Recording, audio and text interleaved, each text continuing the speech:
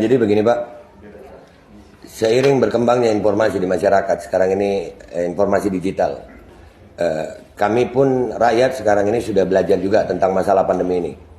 Dan dari awal kejadian saya, mungkin Bapak tahu itu sama Dr. Louis, ya, kami sampai hari ini kami menunggu adanya diskusi debat terbuka antara dua pihak atau dua mazhab dokter yang pro tentang COVID dan vaksinasi dan yang anti vaksinasi. Ya, karena masing-masing punya data. Saya di sini berbicara, saya kira tadi saya ditemui oleh Pak Menterinya. Kalau saya ditemui oleh Pak Menterinya atau jubirnya, saya meminta Kementerian Kesehatan memberikan apa yang sudah kami minta lewat lapor.go.id tentang keterbukaan informasi publik. Dan itu kami juga sudah melayangkan surat ke Ombudsman. Ombudsman juga akhirnya merekomendasi. Artinya di sini ada beberapa hal yang kami perlu pertanyakan masalah pandemi. Yang pertama masalah PCR, keakuratan PCR. Yang kedua masalah efikasi vaksin. Yang ketiga masalah kontrak vaksin pemerintah Indonesia dengan produsen vaksin. Dan penggunaan EUA, Emergency Use Authorization. Kenapa harus dimandatorikan? Kenapa harus didaruratkan? Dan masalah penggunaan vaksin anak untuk sebuah penyakit yang tingkat kesembuhannya 99,sekian%, kenapa anak harus diintimidasi dengan vaksin?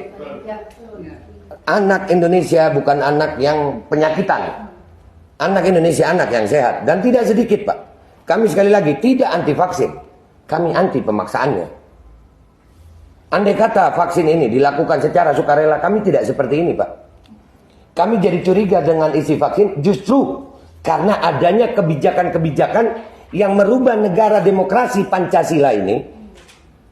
Yang mana demokrasi Pancasila ini berbeda Tuhan, kita harus toleransi Pak.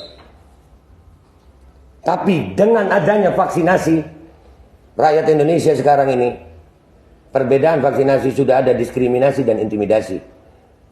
Kami sudah sering Pak melihat kesian rakyat didatangi ke rumah-rumah dengan pakaian seragam tentara.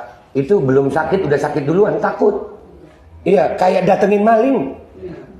Ini masalah vaksinasi mentinya. Iya, Kementerian Kesehatan loh ini. Kenapa, apa hubungannya dengan TNI? Dan saya juga mau tanya Pak, ini termasuk saya kepingin Kemenkes siapkan waktu. Kami mau diskusi debat terbuka dengan Kemenkes dengan data dan fakta, bukan hanya seperti ini. Siapkan waktunya, disiarkan untuk seluruh rakyat Indonesia. Kami akan datang dengan tim terbaik kami. Kami akan bongkar semua data kami. Dan silakan Kemenkes bantah. Dan saya menuntut hari ini ada perjanjian tertulis antara saya dan Kemenkes. Kapan waktunya, dan kalau nanti di diskusi debat terbuka itu kami salah, saya Babe Aldo bertanda tangan rela dipenjara seumur hidup karena telah mengacaukan kekacauan, menyebabkan kekacauan bagi seluruh rakyat Indonesia. Jadi itu yang saya tuntut. Saya tuntut adanya, kan kita di negara demokrasi Pak. Bapak menerima kami dengan baik, kami pun senang ini Pak. Alhamdulillah, ini yang kami cari dari beberapa waktu. Saya berteriak-teriak di medsos, tapi lucu Pak, saya berteriak di medsos bukannya dipanggil, tapi dibungkam. Medsos saya dihilangkan, bikin lagi, dibungkam lagi, bikin lagi. Kalau saya memang melanggar hukum dengan kalimat dan narasi saya, kenapa saya nggak dipanggil polisi? Kenapa pihak Kemenkes tidak mau memanggil saya? Apakah memang karena saya benar tapi didiamkan? Atau kalian tahu apa? Nah, ini yang perlu kami diskusikan. Kehadiran kami di sini sekarang ini Pak, khususnya kami ini yang masalah vaksinasi. Kami menuntut keterbukaan informasi publik dan itu dilindungi oleh undang-undang.